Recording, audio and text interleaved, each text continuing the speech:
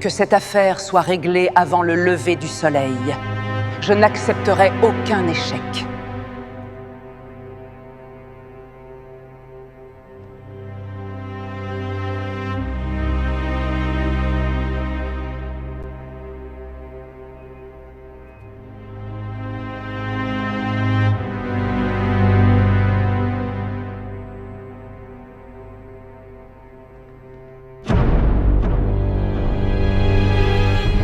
Catherine de Médicis, la reine de l'ombre. Florence, au cœur de la Renaissance, une ville d'or, d'argent et de secrets.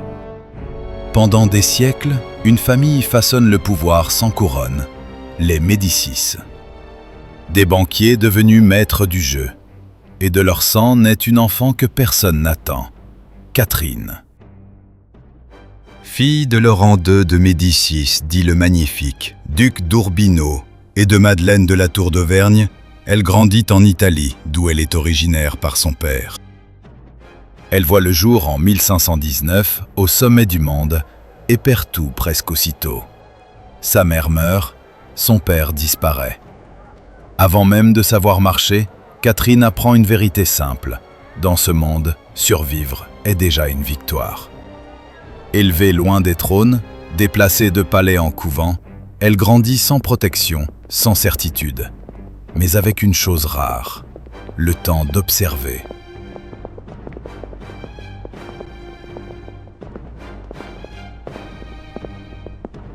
Dans le silence des cloîtres, elle apprend les langues, les nombres, les signes. Elle apprend surtout à se taire et à comprendre son temps dans sa cité de Florence impitoyable. Car Catherine n'est pas née pour aimer. Elle est née pour servir des intérêts qui la dépassent. Très tôt, elle devient un enjeu, un pion entre Rome et Paris. Une promesse qu'on déplace sans lui demander son avis. À 14 ans, on la marie. Non pas comme une épouse, mais comme un traité vivant. Elle quitte l'Italie et Florence, escortée par des cardinaux et ses dames de compagnie. Voici ses derniers pas dans le palais familial qui lui briseront le cœur. La France l'attend. Retrouvera-t-elle un même raffinement de l'autre côté des Alpes? Moins sûr. Elle sera mariée au roi de France. Dès son arrivée, elle sera accueillie par des regards méfiants. À la cour, Catherine est étrangère à tout, à la langue, aux usages, à l'amour. Dès les débuts de son règne, Catherine de Médicis accorde sa confiance à Michel de Notre-Dame. Une fascination silencieuse unit la reine et le prophète. Elle lui confie alors une mission secrète en 1548, celle de retrouver un savoir puissant des Médicis, transmis depuis Côme l'Ancien.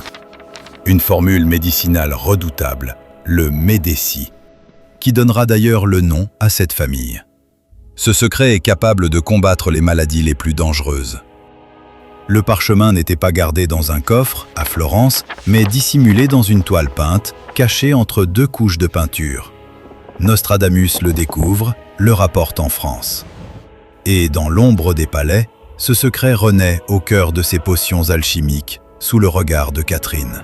Les formules herboristiques complètes de votre aïeul comme l'ancien. Le mari de la reine, le roi Henri, appartient à une autre femme. Diane. Plus belle, plus puissante, plus visible. Catherine endure, elle observe encore. Elle comprend que le pouvoir ne se prend pas de face.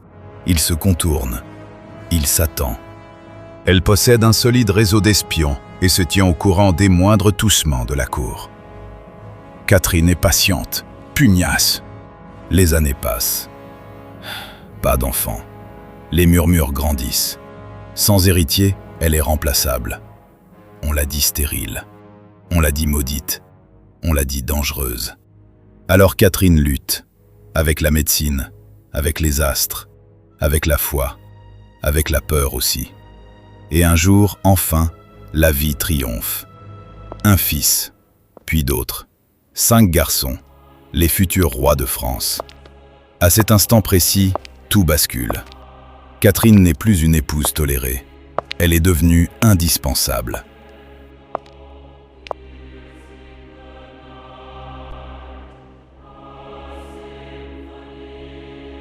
Puis vient la mort.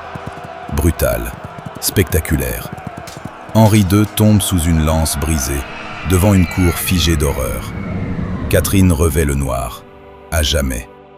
Désormais, elle est reine-mère. Et ce rôle, elle va l'habiter pleinement. Ses fils montent sur le trône et meurent trop jeunes. Le royaume vacille entre catholiques et protestants. La France brûle lentement. La France est coupée en deux. Les maisons royales s'observent, s'affrontent, intriguent. La foi devient une arme, le trône un champ de bataille. Au cœur de cette tempête, Catherine de Médicis veille, mère du roi, gardienne fragile d'un royaume qui se déchire. Le mariage devait réconcilier les sangs. Il rapproche les haines.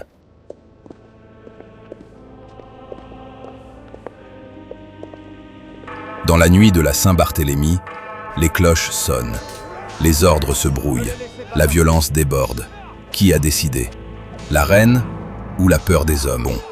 On la craint. On la déteste. On l'accuse de tous les maux. Magie noire, poison, complot. On dit même qu'elle organise et dirige les messes noires des Capucines dans les sous-sols du palais du Louvre. On l'accuse de tout, elle, la maudite italienne. Mais Catherine gouverne surtout avec ce qu'elle connaît le mieux, la nécessité. Même Marie Stuart, qu'elle a vu grandir, finit par tomber, broyée par les couronnes et les rivalités. Sa mort secoue Catherine jusque dans ses silences. À la fin, il ne reste qu'elle, fatiguée, isolée, toujours debout.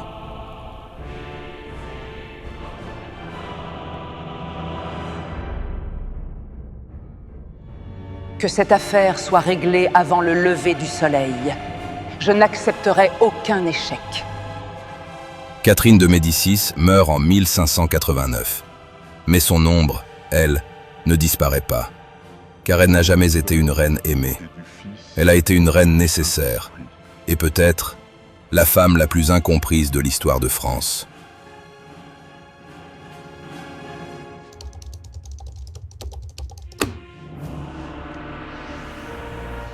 Catherine de Médicis, la reine de l'ombre. Vous venez de voir Catherine de Médicis, la reine de l'ombre, un film de Lionel Vigneron. Abonnez-vous à nos médias culturels pour ne rien rater des sorties de films sur vos écrans connectés. Parce qu'un autre cinéma naît.